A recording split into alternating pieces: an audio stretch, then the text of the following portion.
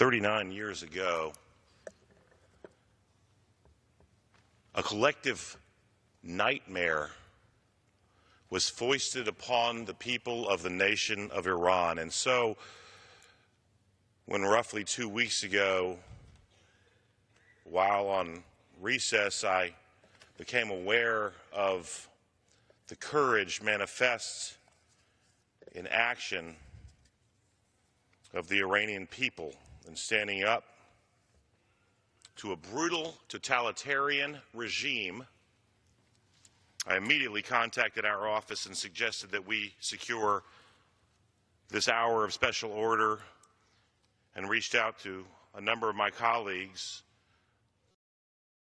several of whom join me today, to speak loudly and clearly on behalf of the United States and the nearly 6 million people represented by myself and the individuals who will speak here today in support of those who would stand up and risk their very existence for those most basic human rights which we as Americans take tragically for granted. As I stand in this well, Mr. Speaker, in cities that the bulk of Americans have never heard of, in Isfahan and Karaj and Tabriz and Mashhad, in Tehran, indeed, tens of thousands stand in the face of a regime with a record of destroying not only freedom but life itself in the instance of those who would stand up and demand freedom. Stand up and demand basic human rights and dignity, Mr. Speaker. To put this into perspective, if you were to take the population of the nation of Iran circa 1979 and compare it to the population of the United States circa 1941, and then align the numbers of Americans killed in combat during the entire Second World War, it would proportionally be roughly equal to the number of people who have given their lives at the hands of the brutal Iranian regime inside the borders of Iran. Think about that for a moment. Roughly 60,000 during the coup d'etat revolution in 1979, about 12,500 from 1981 to 84, almost 33,000 during the 88 uprising. We don't know how many were murdered in 2009 when this nation stood silent as Iranians brave took to the streets to demand self-determination and toleration, that a regime should not be able to dictate how one worships, who one marries, what one believes, that people should be given basic rights to self-determination. And so today we know very little about what's going on in Iran, except for the brave women and men are confronting challenges that we, by virtue of the fortune of our birth as Americans, will hopefully never have to confront. We know that roughly 50 have been murdered. We know that roughly 3,000 are in prison. And this time I will not be silent. I've spoken with Iranian Americans of all different facets from a number of different groups. I ask these Iranian Americans, as well as those resisting within Iran and Iranians dispersed across the globe, to set aside their political differences and join together for the common goal of deposing a regime that murders its own sons and daughters to a tune that is comparable to the total number of American combat deaths during the Second World War. Enough is enough. So today I stand beside an image of Habib Kabiri. Habib was the former captain of the Iranian national soccer team. He and 40 others were executed in 1984 at the Evin prison for having the temerity to criticize their government. He was 29 years old, and the evidence indicates that he was tortured before he was executed. In fact, again, as we stated earlier, over 12,000 people were executed by the Islamic Republic security forces just from 1981 to 1984.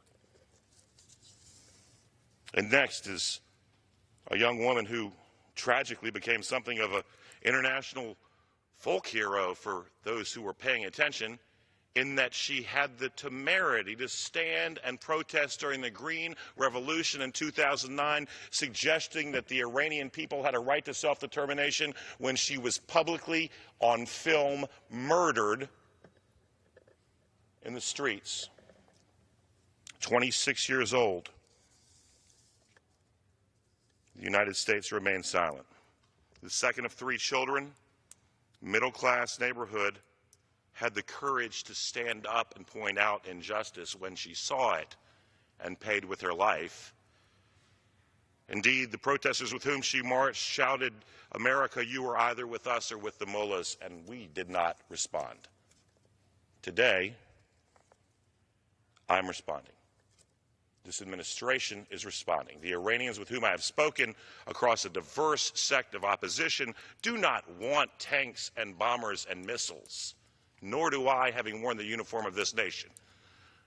But while we can't rule out any particular alternatives, all they ask is a word of support, and that when we act legislatively in this body, in the chamber down the hallway, we have the follow-through to ensure that our actions are backed up.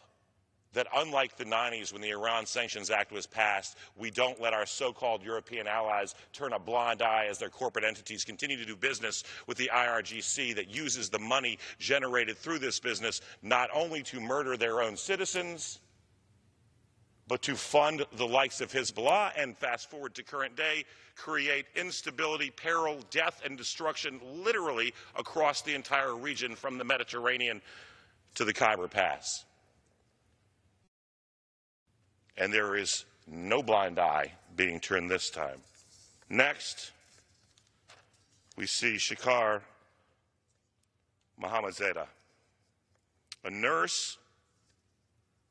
She was arrested, imprisoned, and tortured for rendering medical assistance to other Iranian brothers and sisters who were brutalized by the Revolutionary Guards in the streets of Iran. She was tortured viciously at Evin Prison, served a significant portion of a prison sentence, 7 of 15 years, before being executed along with nearly 33,000 others circa 1988. Now, 3 names, 3 faces, 3 stories, probably 30 seconds to a minute on each. Let me put this into perspective, Mr. Speaker. If we were to take 5 minutes to show the pictures and speak briefly on every individual murdered by the mullah regime in Iran, we would be here for over a year, going 24 hours a day, 7 days a week. So I don't stand here saber-rattling, suggesting American military action. I stand here suggesting that what my Iranian American friends, what people of Iranian descent who are dissidents throughout the world have suggested to me is that if the American government will stand up and say, we stand with you against these mullahs, that is the support that they need to continue the movement to see that there is a regime change which leads to self-determination and democracy in Iran and the lifting of a dark cloud of terror from across the globe. Don't believe me? I was born in 1992, and I've grown up with the perpetual mention of Hezbollah. And there are those who think that Hezbollah is something that's been around for a long time, but I point out today that Hezbollah is actually younger than the mullah regime. That, in fact, the mullah regime created Hezbollah, and Hezbollah has the unique distinction of being one of a very few terrorist entities that has actually killed human beings on every single inhabited continent on the planet Earth. No trade with Iran, no money to the IRGC, no money to the IRGC, no money to Hezbollah, no money to Hezbollah. We have self-determination in Lebanon. We have less of an oppressive interference in Iraq. We have more stability in Syria, and we have freedom in Iran. Enough is enough. And so I thank my colleagues for standing with me today. And I ask the American people and my colleagues to take the time to inform yourself about places like Isfahan and Karaj and Tabriz and Mashhad, and to think about the women and men who have the courage to walk through the threshold of a door of a home where when they leave, they know full well they may very well not come back. The time is now. The cause is just. The mullah regime must go. Enough is enough. Mr. Speaker, with that, I'd ask that we recognize, excuse me, I have to find my sheet, the gentleman from Utah, Mr. Curtis.